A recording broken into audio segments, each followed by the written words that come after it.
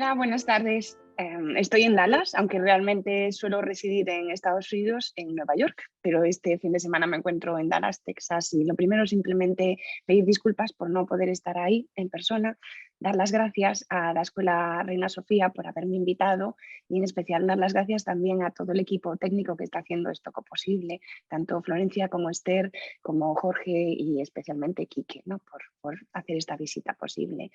A mí me resulta incómodo no poder veros en persona y no poder comunicarme con vosotros, así que en breve cerraré un poquito mi cámara y os soltaré el rollo a través de una presentación, pero antes sí que quería también dar las gracias a Clara, las gracias de corazón por tantas cosas, porque ojalá pudiera estar ahí también para abrazarte en persona.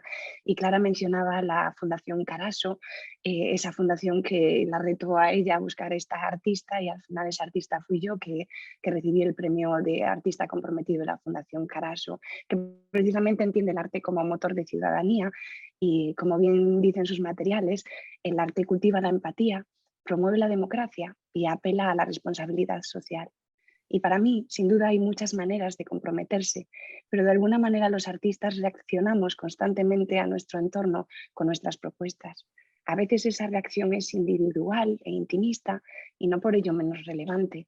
Y otras veces esa reacción intenta aportar más preguntas o incluso proponer soluciones a un problema global o social. Para mí el artista comprometido es aquel que aprende a utilizar su talento de manera responsable y que en ese proceso encuentra la manera de contribuir positivamente a la sociedad en la que participa, de manera tangible o intangible. Así que os voy a llevar por un pequeño viaje, simplemente asegurarme con Jorge y con el equipo que me estáis escuchando bien y que os está llegando bien la imagen, y os voy a llevar por un pequeño viaje a través por una parte, mi propia carrera, pero por otra parte, por lo que significa pues un poco vivir entre medias. Y ahí vamos. Le he titulado a esta charla Entre medias, intersecciones y sostenibilidad cultural. Le he puesto este título un poco porque me considero un poco la habitante de entre medias, y ahora que estaba escuchando a Floristán hablar de lo público y lo privado, hablar de la idea de los rituales, ¿no? Pues la verdad es que es muy bonito que estas dos charlas estén unidas. Por una parte, para mí, la idea de vivir entre medias es una idea que me ha acompañado toda la vida, porque como bien decía Clara, sí, soy gaitera, pero mi formación como músico fue una formación clásica. Soy pianista clásica especializada en repertorio de cámara y en repertorio lírico, pero por el camino pues viví un poco a medio camino entre la música clásica y la música popular. Y siempre me he preguntado cuáles son esas pequeñas cosas que pasan en esa intersección entre la música clásica y la música popular. Por otra parte, como profesora o como docente, también vivo entre medias de diferentes disciplinas académicas. Durante los años he ido creando mi propio camino a la hora de utilizar las herramientas que he ido adquiriendo como músico para ser capaz de tender puentes y conectar disciplinas en instituciones académicas, especialmente conectar las humanidades y las ciencias. Y después, por último, como inmigrante o inmigrante, como ciudadana de dos países, de Estados Unidos y de España, pues vivo entre medias, intentando entender lo que significa querer pertenecer y querer contribuir a dos comunidades a las que les llamas casa. Y en ese lugar tan inestable y también tan fascinante, pues poquito a poco he ido encontrando mi camino, sobre todo un camino que me ha hecho cuestionar, o volviendo a la pregunta que hacía Florestán hace un segundo, ¿no? ¿Para qué valemos los artistas, ¿no? ¿Y cuál es el rol del artista en la sociedad y especialmente de qué nos sirven las artes a la hora de expresar emociones que a veces son imposibles de expresar con palabras, o a la hora de entender realidades que a veces son imposibles de entender con palabras? Así que, antes de nada, no sé cuántos de vosotros habéis escuchado una gaita antes de esta charla, especialmente en el contexto de la Escuela Reina Sofía, así que os voy a poner un pequeño vídeo de 2 minutos en el que estoy colaborando con Arturo Farril, y os cuento simplemente que esta probablemente fue una de mis últimas actuaciones en Nueva York y pasó durante la pandemia, y es una grabación en directo. Y ahora, si alguien puede volver a levantar la mano, si estáis escuchando el piano, por ejemplo, ahora. Muchísimas gracias. Pues os dejo ahí con Arturo Farril en una improvisación sobre Carla Bley.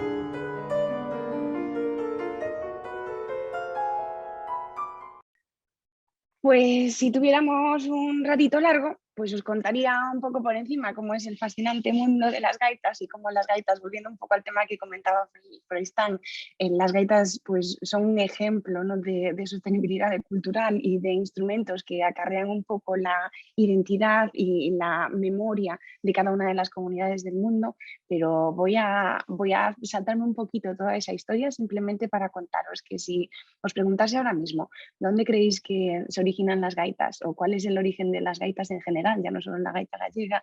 Quizá nos tendríamos que remontar a las culturas mediterráneas, ¿no? Y quizá de esa conexión entre las diferentes cosas que estaban pasando en el Mediterráneo, pues en el año, por ejemplo, 200 antes de Cristo, nos podemos hacer una idea de cómo todas estas culturas estaban realmente relacionadas, ¿no?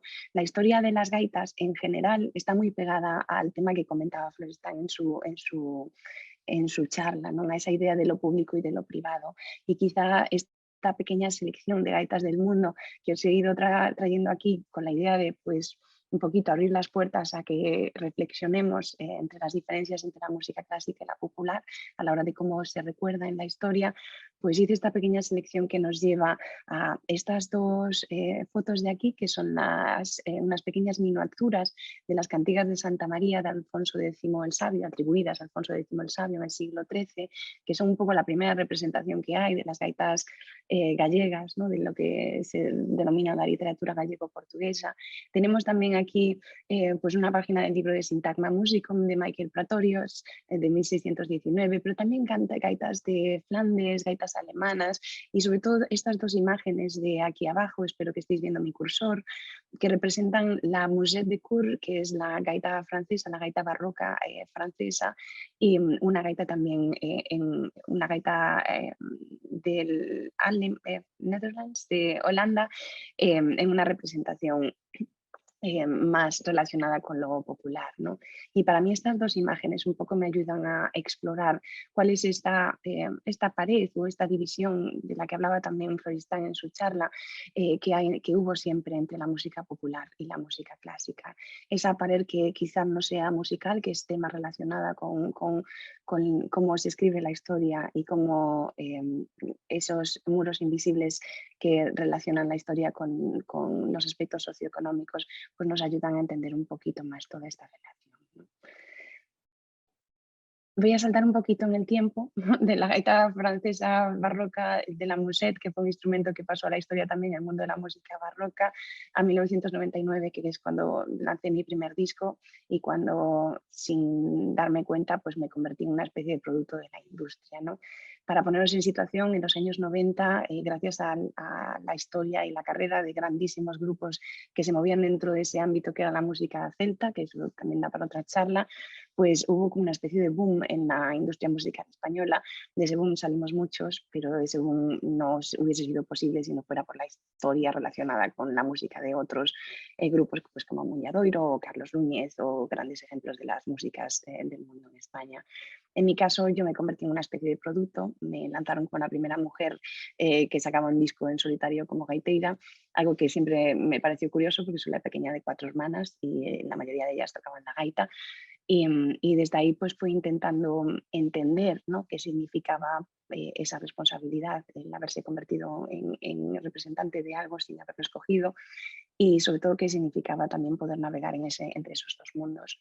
Porque la verdad es que en aquel momento, en 1999, yo estaba terminando la carrera de piano, tenía mi plan de venirme a estudiar a Estados Unidos, que fue lo que hice, y vivía un poco a medio camino entre esos dos mundos, el de lo privado y lo público, ¿no? Entre esa historia de coger la gaita, irte a tocar con mi hermana, hacer alboradas, a llegar al medio de un pueblo y buscar a la gente, ir a tocar a donde la gente está, para la gente y con la gente, para mí era muy diferente a la experiencia como pianista en la que yo estaba en un teatro y te sientas y esperas a que la gente venga a ti, ¿no?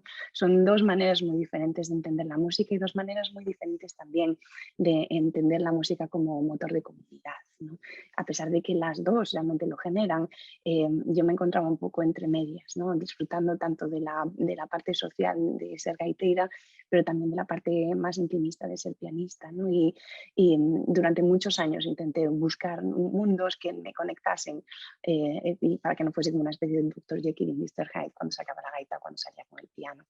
La realidad es que me moví siempre en diferentes lenguajes, un poco por necesidad, otro poco por curiosidad y sobre todo por supervivencia, tanto personal como moral, ¿no? Tanto en el mundo de la música eh, no tradicional, porque nunca hice música tradicional, pero quizá una música más relacionada con la raíz gallega, con mi trío, como con el jazz americano, con el cuarteto americano y ya como pianista con el mundo de la música clásica.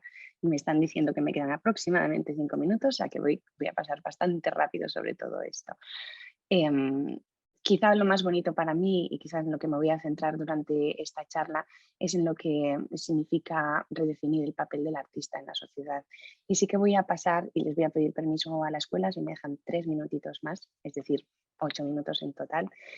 Voy a pasar directamente a la parte en la que intento asumir cuál es esa responsabilidad, ¿no? Si entendemos el talento como una responsabilidad, cuál era mi rol o cuál entendí yo que era mi propia responsabilidad a la hora de sacar para adelante una carrera y sentirme cómoda con ese camino, ¿no? Navegando entre diferentes mundos, como el mundo de la música clásica, el jazz, el pop, el rock o el mundo de la música popular, ¿no? Intentar colocar también la gaita en el escenario en el que solía estar siempre como pianista, en el centro de la música orquestal, intentar encargar a compositores obras que nos ayudasen a entender también o a revalorizar el papel de la gaita en la sociedad, pero también intentar ayudarme a mí misma a entender otras realidades eh, y, y sobre todo intentar reflexionar en público a través de estas otras realidades, con proyectos que están un poco en la intersección entre lo social y lo más relacionado con la vida, ¿no? Y sí que os voy a llevar pues un poco al tema que comentaba Clara, ¿no? A Yo-Yo Ma, la que considero mi mentor, la que conocí en el año 2006 a raíz del trabajo con un compositor que estaba trabajando para él en aquel momento, que escribió una obra que incluía la gaita. Y os voy a dejar con este pequeño vídeo y llevaros rápidamente a través de su viaje. Está subtitulado al gallego porque la verdad esta es la primera vez que me invitan a dar una charla en español y la única subtitulación que tengo es en gallego, pero espero que la podéis entender. One of the topics I've been reading about recently is what kind of workforce we need in the 21st century. What will our graduates need in order to succeed? The experts say we need 4 qualities in our students and in our workforce. They need to be collaborative, flexible, imaginative, innovative.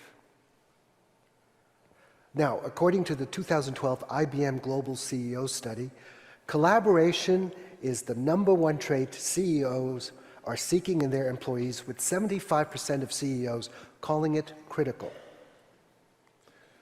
The Council on Competitiveness says those who learn to innovate will prosper in a global economy. The Center for Public Education trumpets creativity and intellectual flexibility as crucial competencies. Now, we know that our present educational system encourages knowledge acquisition and critical thinking. But what about these other qualities? How do we develop them?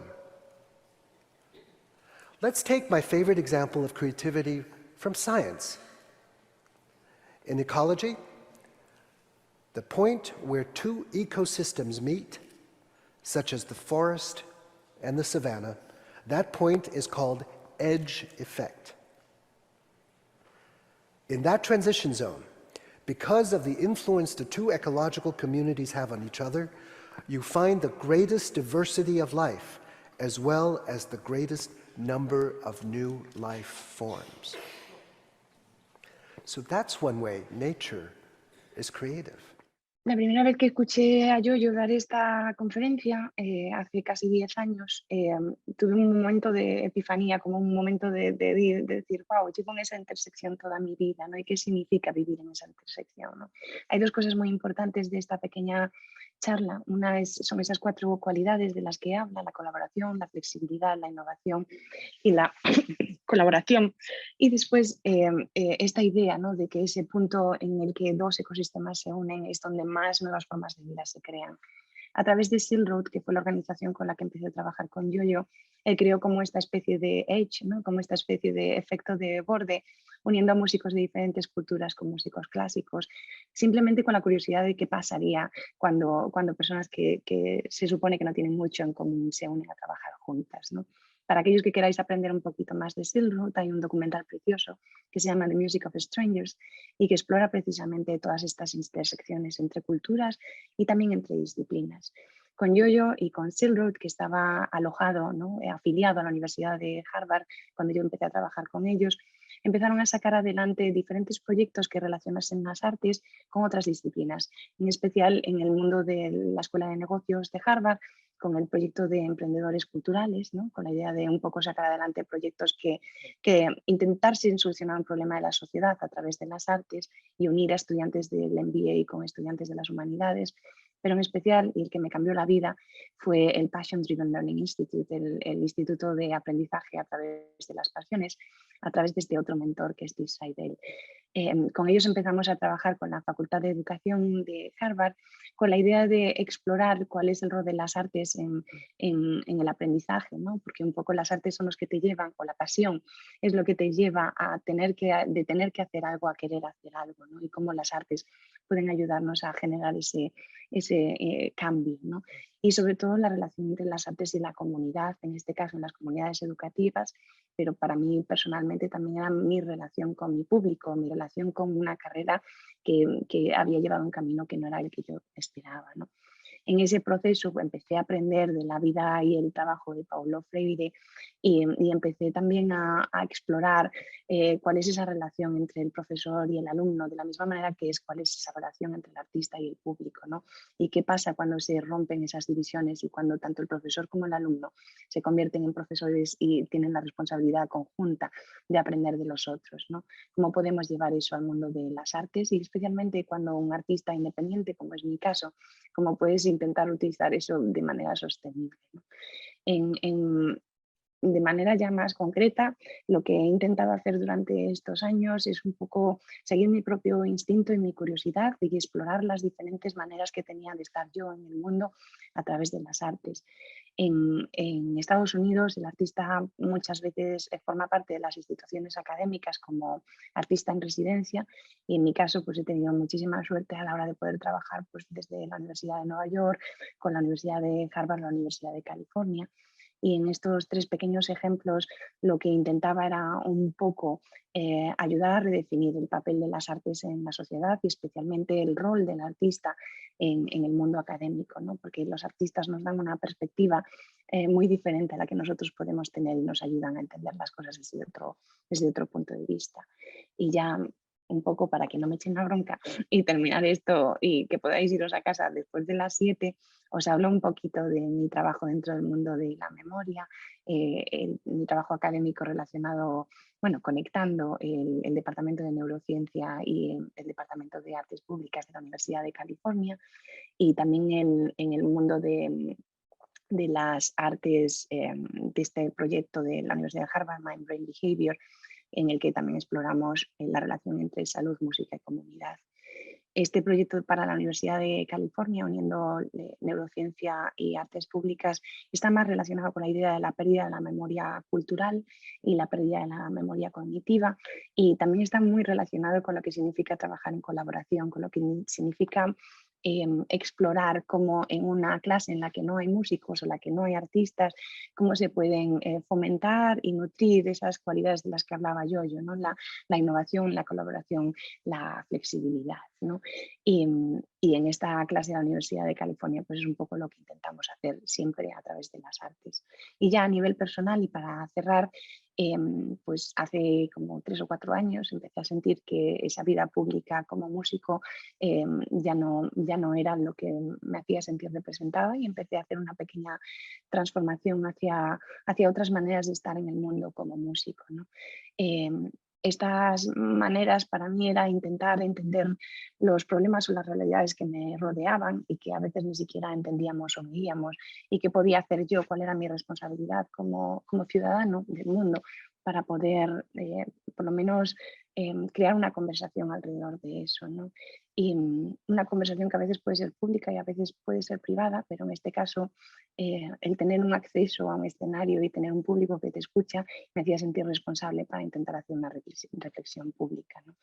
Por eso en los últimos años estoy más centrada en el tema del edadismo, la discriminación por edad, especialmente en las personas de más edad y en lo que significa la intergeneracionalidad.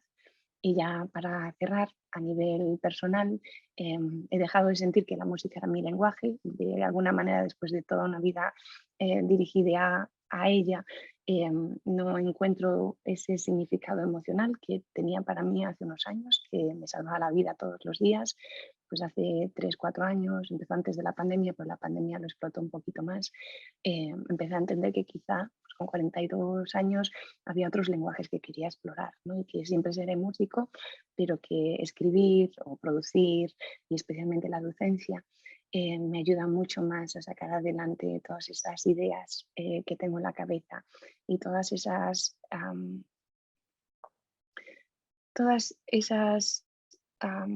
problemas que están alrededor de nosotros y que a veces nos paralizan, pues a través de la escritura intento hoy en día buscar mi sitio entre medias. Así que ya para cerrar, mi compromiso, mi intersección es como un ejercicio constante de observación, reflexión y reacción, de responsabilidad y de autocrítica. Pues lo más bonito de una carrera en la que he sido tan afortunada es entender que el cambio se genera a través de muchas y muy pequeñas cosas que entre todas, poco a poco y a la vez, hacen de nuestro entorno un espacio más habitable y generoso.